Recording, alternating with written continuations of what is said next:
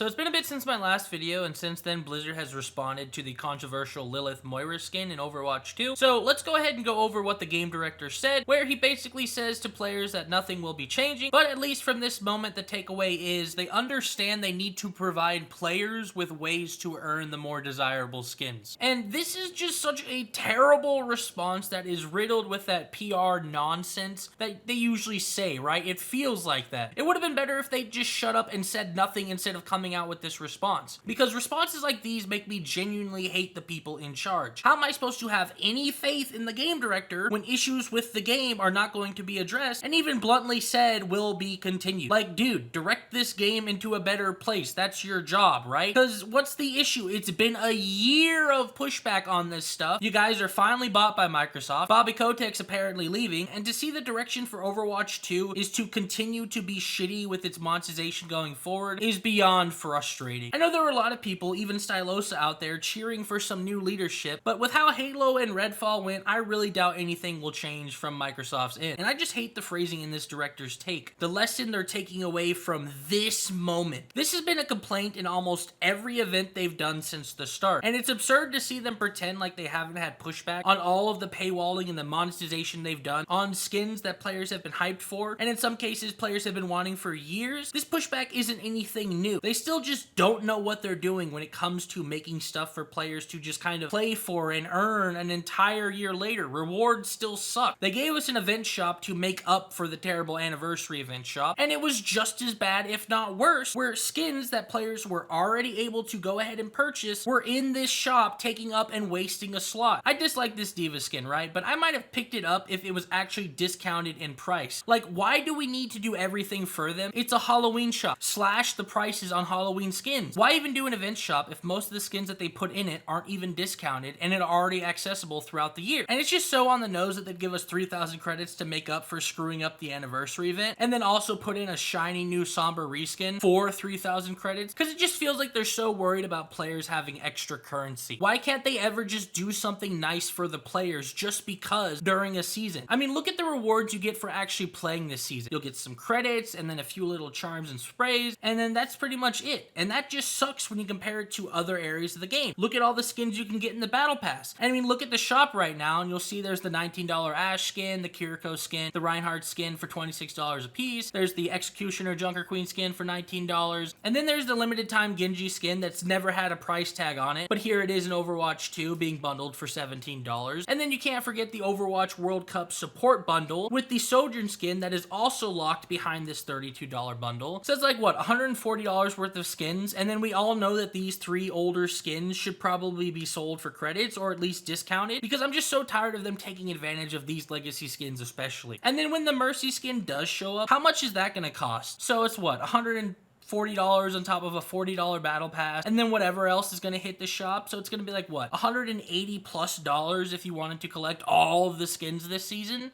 Isn't that disgusting? Doesn't that sound gross that an entire season is going to be $180+? Ugh. So yeah, the monetization in this game continues to be just so suffocating and deflating, especially compared to what can actually be achieved and earned in game versus what they just want you to pay for.